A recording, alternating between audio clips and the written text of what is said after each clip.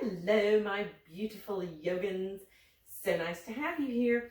It's been a few weeks since I've done a mat class, since I posted a mat class. It's been a little nutso with the pandemic going on, so I've been having to keep up a lot of my regular students on the chair yoga and the golden groovers.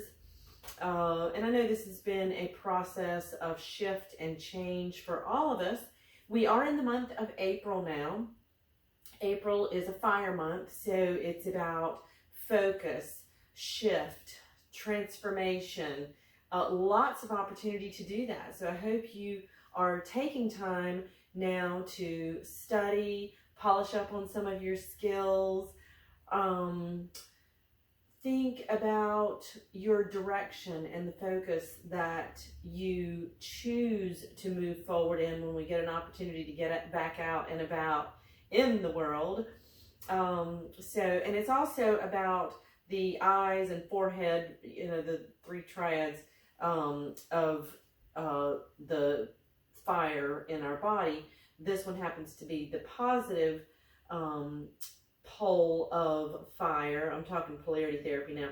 So the positive pole of fire, and it resonates with the eyes and head, and again, our attention, our focus, our direction, where we're going in life.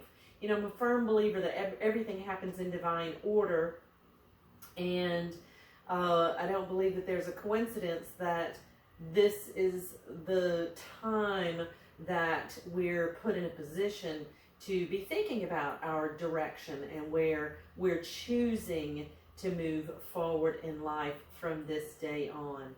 So let me step down off my soapbox and let's get started with our yoga practice. Just little nuggets of food for thought for today, right? So I invite you to sit well in Virasana, if you so choose, sitting on a block, or you may be sitting in Sukhasana, an easy seat, cross-legged seat. But sit well, sit tall, feel yourself grounded in the midst, and especially these past few days, it's been very, very windy and breezy in this area in North Carolina. Can't speak for the rest of the world, but in this time of what appears to be turmoil and chaos, and even the environment seems to be getting on board with that, with these heavy winds that we've had in the last few days. This is a great opportunity to take moments daily to step outside, maybe even barefoot. Feel your connection to Mother Earth. Get grounded. So in our practice in this moment, we're going to do that with our shins or thighs or whatever's connected to the mat. Feel yourself firmly grounded to the earth. Then bring your attention to the sits bones, the buttock bones. Make sure that they are balanced, left to right, front to back, that your pelvic girdle is that strong, square, balanced foundation for that tall tower that is the spine. So if we have our pelvis tilted one way or the other, or tilted forward or back, then we're not creating that foundational block for our spine. Very important to check in with that pelvic girdle regularly, standing, sitting, at any time. Then lift through the crown of the head, lightening the load on the shoulders and spine, and then settle into that. Bring the hands to heart center in the prayer position, focusing your inner light by having the thumbs lightly touching the breastplate to my inner light, and vice versa by pointing your fingers out into the universe. And then join me for 3 ohms. Take a deep inhale.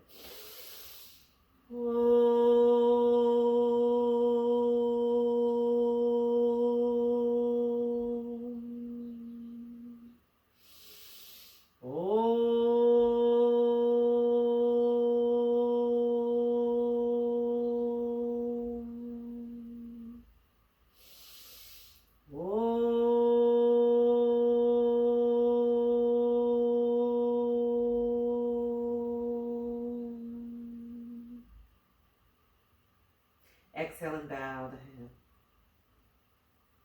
Release the hands, open the eyes, and lift the head. Interlace those fingers, turn the palms to face out and up. Ooh, deep inhale, feeling those ribs lifting up off the lungs, giving you more space, right?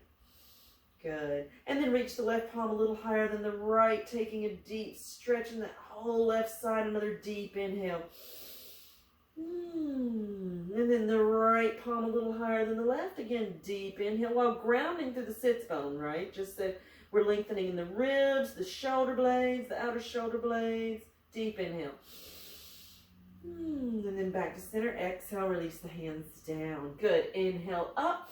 Exhale, twisting to the right, keeping that spine tall and straight and lengthened. Inhale, exhale, left.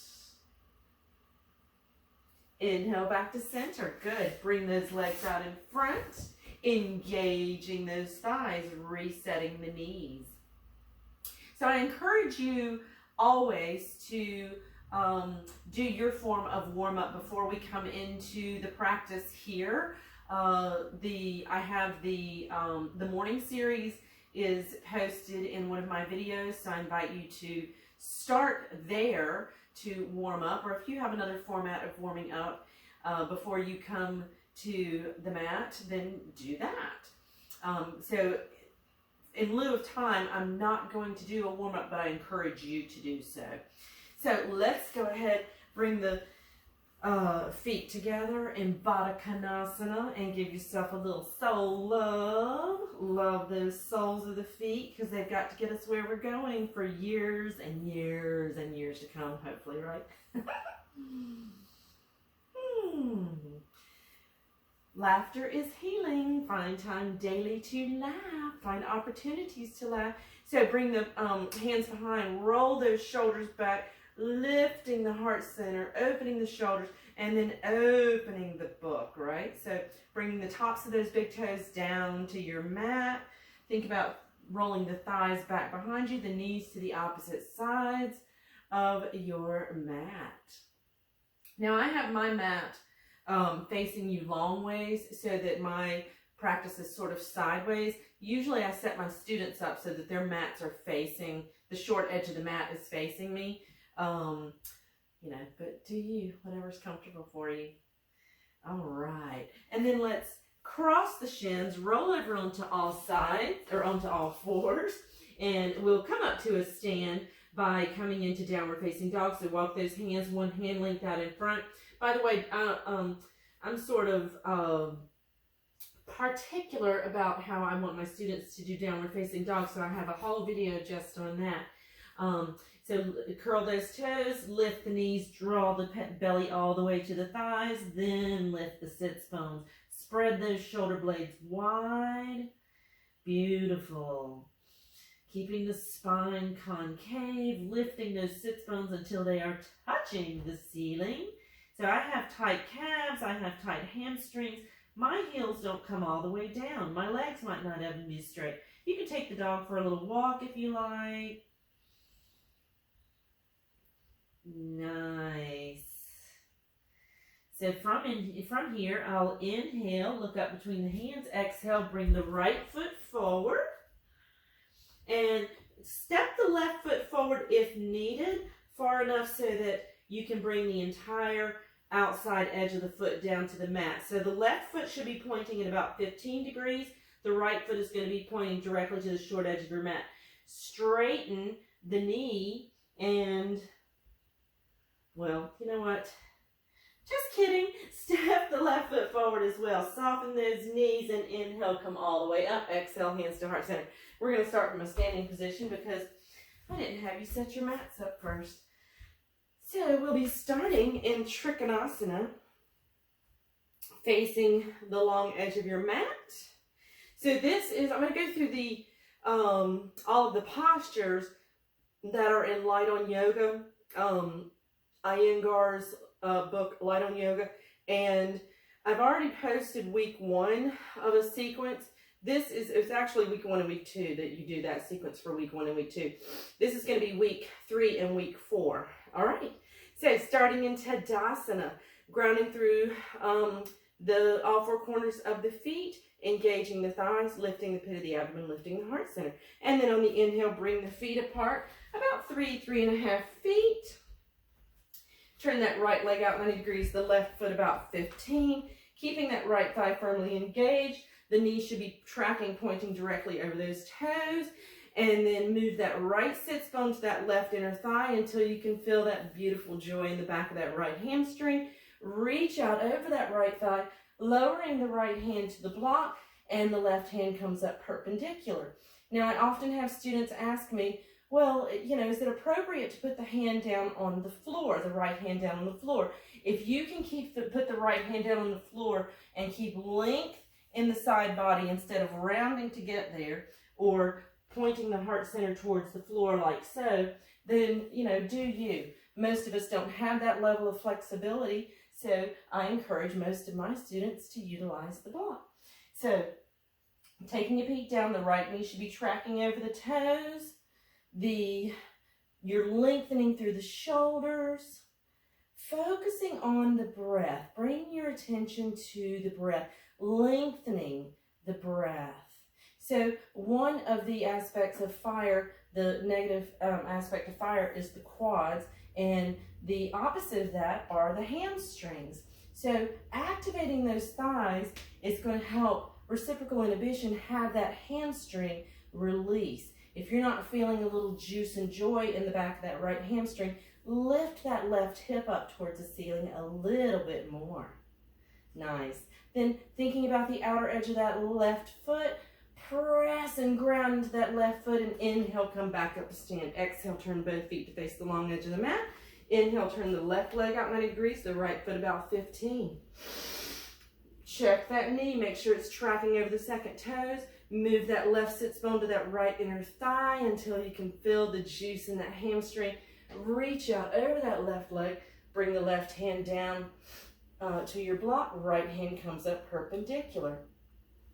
Think about lengthening through the torso, lifting that right hip up, feeling all that juice in that left hamstring. Nice. Pressing into the big toe mound on the left foot, pressing into the outer edge of the right foot. Enjoying the stretch in the hamstring, the opening. So because this is a month of focus, bring your focus inward. Find opportunities to improve the posture. Can you create more space between the shoulders? Ground through the feet a little more. Lengthen through the thighs a little more. Engage more muscles. Beautiful. All right. And then inhale, come back up to stand. Exhale, turn both feet to face the long edge of the mat. Taking the stance maybe a little wider, we're going to go right into Parsvakonasana. Turn the right leg out 90 degrees. And the left foot about 15 degrees. So when I say the left foot 15 degrees, that means that the heel should be slightly further away from you than the toes. You don't want the foot pointing out that way. You want it pointing this way. Bend that right knee to stack over the ankle, track over the second toe. Variations. You can bring the elbow to the knee, or you can bring the hand to the block just behind the ankle. I like this particular posture because I encourage my students to press that knee into the arm so that the knee doesn't tend to roll forward where over time it could sustain injury. And then let's swing that left arm up and over. So you should be one long beautiful line from the left fingertips to the outside edge of that left foot. Opening that heart center up towards the ceiling. Pressing that right knee into the arm. Activating, focusing, finding those opportunities to improve the posture just a fraction more. Sometimes it doesn't take that much, right? Nice. All right, thinking about the outer edge of that left foot, straighten that right. Inhale, come all the way up. Exhale, turn both feet to face the long edge of the mat. Inhale, turn the left leg out, right foot in. Left leg 90 degrees, right foot 15. Bend that left knee to stack and track. You can bring the elbow to the knee or the hand to the block. if you're bringing the hand to the block. Either way, be mindful of keeping that knee stacked on top of the ankle, right, and tracking over the second toes. Swing that right arm up and over, finding the opportunities to lengthen, deepen, feel, focus. Focus on opportunities. Enjoy your practice. Deep, slow breathing. Nice. Thinking about the outer edge of that right foot. Straighten the left leg. Inhale, come all the way up. Exhale, turn both feet to face the long edge of the mat. Let's go right into Virabhadrasana 2. Turn the right leg out 90 degrees, the left foot about 15. Bend that right knee to stack over the ankle, track over the second toe. Turn those palms to face up so that you get an idea of what the shoulder blades should feel like. Keeping the shoulder blades glued to the ribs, turn the palms to face down. See if you need to move towards the extended leg as opposed to the bent knee, which is the tendency. Lift the pit of the abdomen, so drop those sits bones. Activate those arms. You don't want the wings flopping, right? So activate those arms. Extend from the arms. Focus on slowing the breath. Feel those legs strong, strengthening. Think about the thighs. Think about the quads. Strengthening. Fire. Straighten your right leg. Exhale, turn both feet to face the long edge of the mat. Inhale, turn the left leg out 90 degrees, the right foot about 15. Bend that left knee to stack and track. Drop those sits bones. If your arms need a break, you can always bring them down. Drop those sits bones. Lift the pit of the abdomen. Activate everything that you possibly can. Slow the breath. Focus on your opportunity to improve this posture. And enjoy. Slow the breath. Beautiful. Inhale, straighten that leg. Exhale, turn both feet to face the long edge of the mat. Let's go right into Prasarnapadottanasana, shall we? So, in Prasarnapadottanasana, you want the outer edges of the feet parallel to the short edges of the mat. So most of us may need to take our heels out a little bit further. Hands on hips. Inhale, lift the heart center, and exhale, hinge forward, bringing the hands directly under the shoulders. So, in Prasarnapadottanasana, what I see in students often is a rounded back. If you have tight hamstrings, if your back is tight and it's rounded, you may need to get a little lift or a little lift. So, wherever you are, you really want the spine to drop. Lift the sits bones, lift the gaze. Imagine that you're trying to bring the shoulder blades back to touch. Lift those sits bones. Lift those sits bones. Activate these thighs. So you should be feeling a beautiful inner thigh stretch here. If you want to take it deeper, you can walk the hands back between the feet, pressing into the floor, bringing the crown of the head towards the floor, lifting those sits bones even higher, keeping those thighs firmly engaged.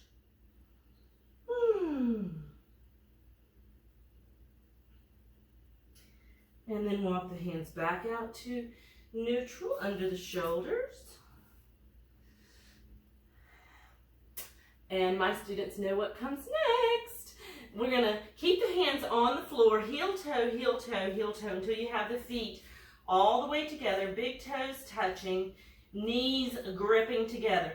So when you bring your legs together, if the knees don't touch, at least think about drawing the thighs together. That's going to protect that, well, we'll talk when we get there. Lower those sits bones, big toes touching, knees gripping or activated, bringing them together. Lower those sits bones, and you can bring the hands up overhead, heart center, whatever feels good for you.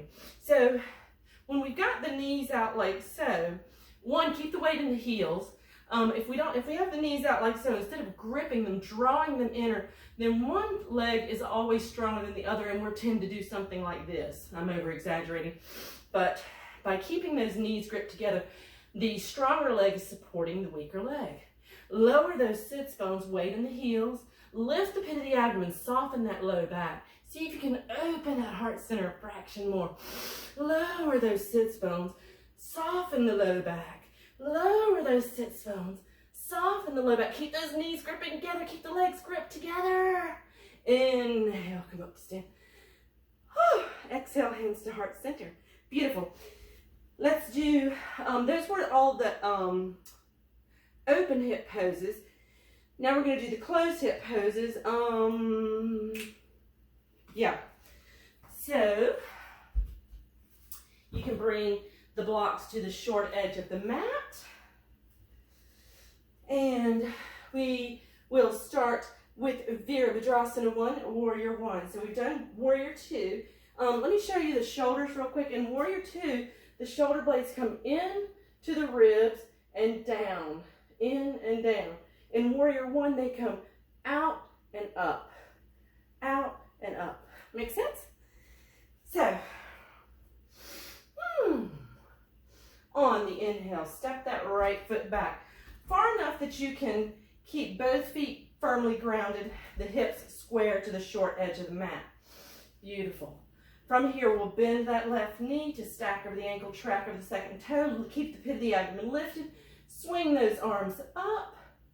And if you're feeling super stable, you can bring your gaze up to the thumbs. See if there's an opportunity to draw that left hip back, right hip forward. Lift the pit of the abdomen until you can feel that hip flexor. So if you're grounding into the outer edge of that right foot and you're lifting the pit of the abdomen, hopefully you're feeling a nice stretch in that hip flexor, which if you're like me and you've been Netflix marathoning quite a bit over the last couple of weeks, you're going to need that stretch even more. So draw that left hip back, right hip forward, lift the pit of the abdomen, reach for the stars. Nice. Step that right foot forward. And on the inhale, step the left foot back. Grounding through both feet, keeping the hips square to the short edge of the mat. Bend that left knee to stack and track. Lift the pit of the abdomen. Bring the arms up and overhead. Draw the right hip back, left hip forward. Reach for the sky. Lift the pit of the abdomen. Right hip back, left hip forward. Breathing, softening. And then lower the hands. Step that left foot forward. Parsvottanasana. Step that right foot back. Again, far enough that you can keep both of the feet grounded, hips square to the short edge of the mat. Different options to do with the hands. You can just clasp the hands behind. You can bring the hands into reverse prayer or clasp the elbows. Whatever you're doing, be mindful to let the upper body support that spine moving forward instead of rounding in Parsvottanasana. So we have the left foot forward, right foot back, hands in whatever position feels good for us today. Inhale, keeping both legs straight as if we're in Trikonasana. Inhale, lift that heart center, and exhale, hinge forward. Keeping that left thigh especially firmly engaged. Hopefully you're feeling a beautiful event in the back of that left thigh and the hamstring. And inhale, lifting the shoulders up towards the ceiling. Exhale, hinging forward a fraction more. Inhale, lifting the shoulders. Exhale, hinging. Inhale, lifting. Exhale, hinging. This time, inhale, come all the way up. Exhale, step that right foot forward. We get to do the other side. Inhale, step the left foot back. Hips square to the short edge of the mat. Thighs engaged. Inhale, lift the heart center. Exhale, hinge forward. Inhale, lift. Exhale, hinge. Inhale, lift. Exhale, hinge. Inhale, lift. Exhale, hinge. Nice. Inhale, coming back up to stand. Exhale, step that foot forward. Parivrtta Trikonasana, revolve triangle. So on the inhale, I'm going to do this one sort of backwards this time. So listen to my cues. Yeah, actually you would be in the same direction. That way you can continue to face me. Maybe. I'm not sure how that works. Mirroring is completely different, I would assume, whenever you're doing it on a camera. So on the inhale, let's step our right foot back and make sure that you have access to a block. Bring your right hand to the block, keeping both thighs firmly engaged, both knees straight, pressing into the block with the right hand, bringing that left hand up perpendicular to the floor. So this is revolve triangle. So we're revolved towards the front leg, right? Towards the front leg. This is sometimes confusing for me to teach my students. But revolve triangle is twisting towards the front leg. Good. Keeping that thigh firmly engaged. Opening that. So imagine that you're bringing the right ribs up to that left shoulder, pressing into that right hand, twisting into the posture.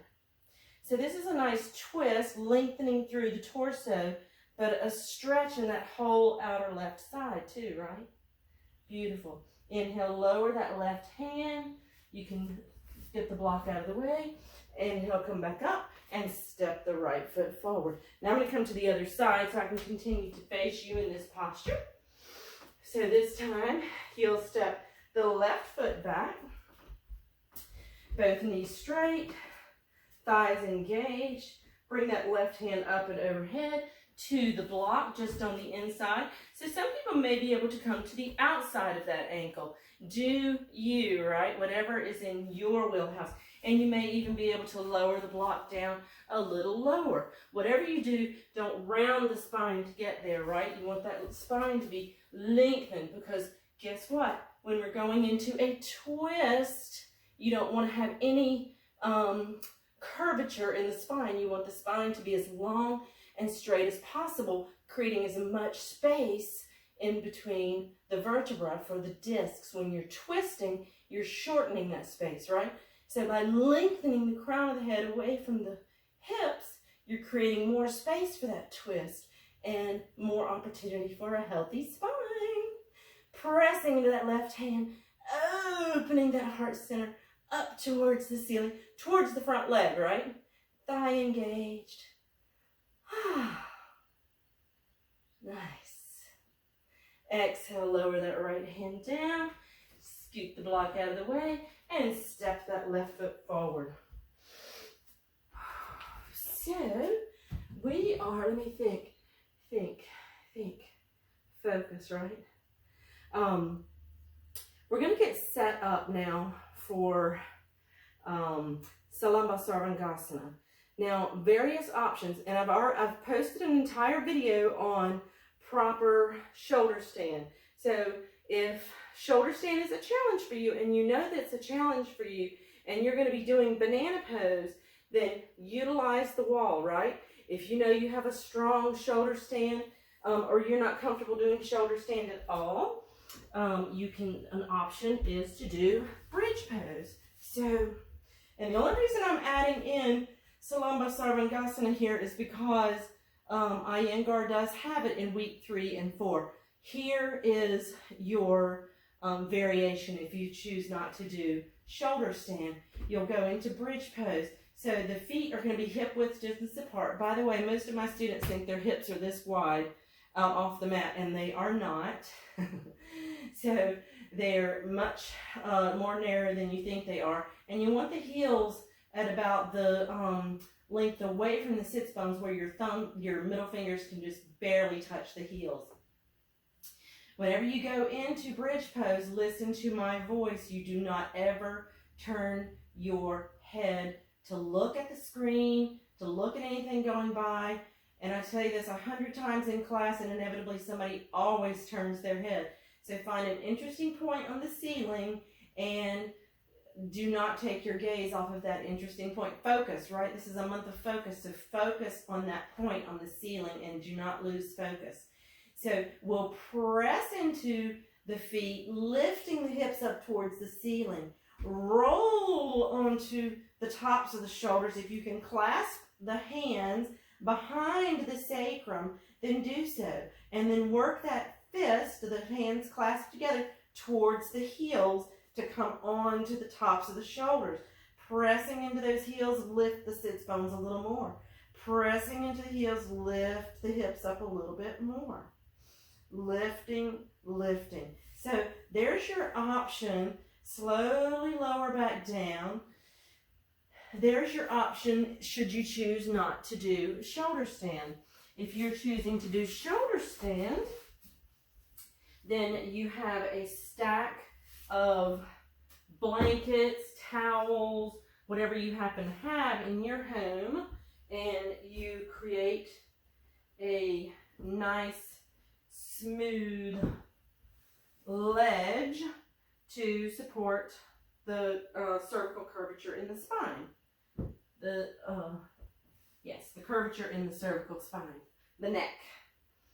So you want to have at least 3, maybe 4 blankets to lie back on. I think 3 is probably going to be enough for me.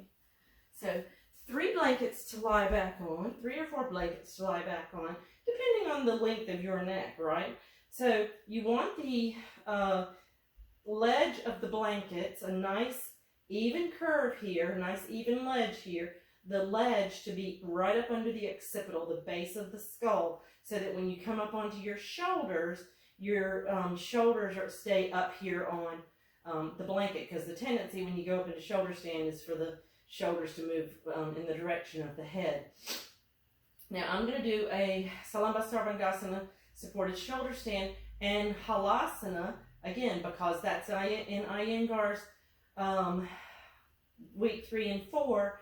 If you choose to just do shoulder stand or just do bridge pose, then do your bridge pose or stay in the shoulder stand, whatever is comfortable for you.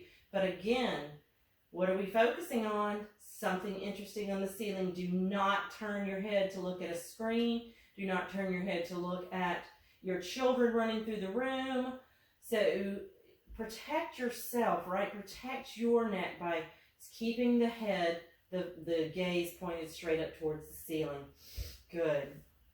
So hands by the sides. We'll inhale, lift the feet up towards the ceiling and clasping the hands like we did in the bridge pose, rolling onto the tops of those shoulders, and then bringing the hands into the ribs, the kidneys, pressing into those ribs, pressing into those kidneys, perpendicular to the floor. Now, if you're watching and you're not doing this, so what I see a lot of students doing is this kind of thing, a banana pose. If this is where you even potentially think, and have somebody else look at you, if you think that there's a possibility that you're not completely perpendicular to the floor, then utilize the wall. So if you're utilizing the wall, your feet will be on the wall like so to help press you up until you build the strength and the ability to hold Salamba Sarvangasana or shoulder stand. You know, be honest with your pose, because that's the thing that I love about teaching the form of yoga that I do, the Iyengar, alignment-based yoga, is when you're doing the postures properly, you're supporting the body in ways that you can continue this practice for the rest of your life. But you got to be honest with where you are, right? So from here, if you're choosing to do Halasana, you'll release the hands, bring them clasped back down again, and bring the toes over the head, keeping the thighs engaged, lifting those sits bones up towards the ceiling, extending through the heels. So holding Halasana for a breath or 2. Lift the sits bones, extend through the heels. Beautiful. Then we'll come back into shoulder stand for another breath or 2.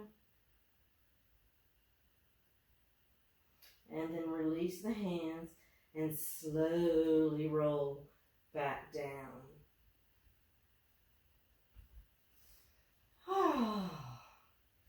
lie here for just a moment. So doing inversions is very supportive for the ears, the eyes, the head, for our focus. Getting blood into the head, into the eyes, into the brain helps with vision, helps with hearing, with tinnitus, the ringing of the ears. So shoulder stand, Salamba Sarvangasana is not the only inversion we can do, right? You can do downward facing dog, you can do dolphin pose, you can be doing the bridge pose. There's a many other options as opposed to shoulder stand. Let's inch our way off until the shoulders are off of the ledge, and so that just the kidneys are up here on the ledge, the lowest ribs. Breathe and enjoy the space that you're creating there. This is so invigorating. So when you're doing an invigorating, actually, Salama Sarvangasana is considered a cooling pose, but for me, anytime I'm getting blood circulation above my heart into my head, it's a relaxing focus, right? A relaxing focus. That's what it is. So enjoying that relaxed focus, and then inching off a little further. And then we'll go ahead and roll over onto our side, and using our powerful arms and hands, push up into a seated position. So we're preparing ourselves now for Shavasana. One of the most important postures in yoga, right, is Shavasana. So Shavasana helps our nervous system lock in all the beautiful work that we've just done. So make yourself as comfortable as you can possibly be. I like a little something under my knees for my low back. You may want a little something under your head or neck. And ideally, your feet are not touching anything that's going to create a sort of a rebound. Turn the palms to face up so that the heart center is fully open. Relax the feet out and slow the breath.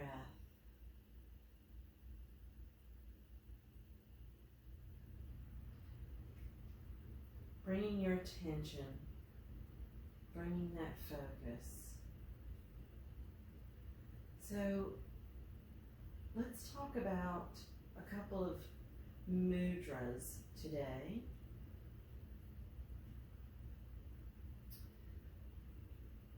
The first one is the Yana Mudra, which is what we typically see in yoga, bringing the index finger and the thumb to touch. The other three fingers are extended out straight. So this mudra is great for so many things, but in this time of potential turmoil, depending on what's going on in your life, this is great for anxiety, depression, helps us to focus and concentrate. So I have several people in my close circles who deal with depression and anxiety, and I realize that for those who suffer with that, it can be an enormous challenge to redirect your thoughts into something positive. So, it's one of those things where practice makes perfect, right? When you find yourself going down a rabbit hole, find something that you're grateful for. It might be the sun shining outside. It might be your cat or dog. It might be that you're healthy. You woke up this morning. That you have a job. That you have food in your refrigerator. Whatever you can find to be grateful for. little gratitudes help us to redirect from our own problems, challenges. I don't know about you, but I find that 9 times out of 10, the challenges that are in my life are really just insanities in my own head, right? Just thoughts within my own head. You know, what if? What if? What if? We ask ourselves, some of us anyway, what if so-and-so? What if this? What if that? What if I catch the coronavirus? Well, what if you don't? You know? Redirect. Find those things that you're grateful for today. Be grateful for the people that you know in your life that don't have it. And focus on that.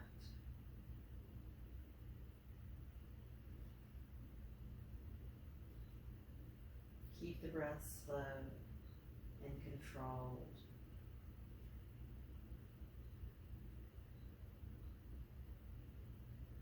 So I like to use the analogy of a campfire. And you're trying to build a fire. What do you need? Your breath. You need air to fuel that fire. And it's a focused air to fuel the fire, right? So anything that feels heavy, dense, stuck in your mind, in your emotions, in the physical body, physical manifestations, breathe into those places. Fuel the fire in those places, having them incinerate those heavy, dense, stuck things, thoughts, emotions, pain, symptoms in the body, so that you can incinerate those stuck things, so that they, in the next exhale, you can just exhale and release them. I know it's not as simple as that, but it takes work, right?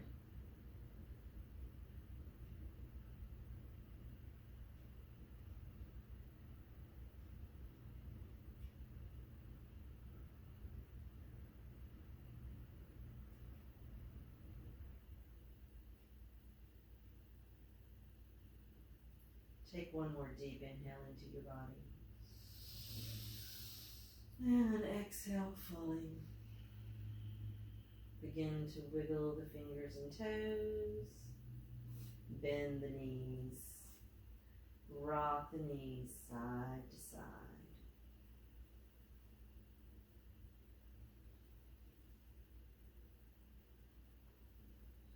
Roll over onto your right side.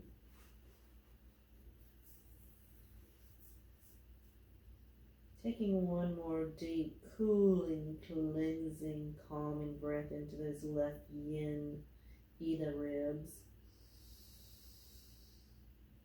And then pressing into your powerful arms and hands, gently come up into a comfortable seated position. So be mindful what you choose to focus on. Health, joy, laughter, light. Focus on those things that you choose to feed. Focus on those things that you choose to become viral. Thank you for being here.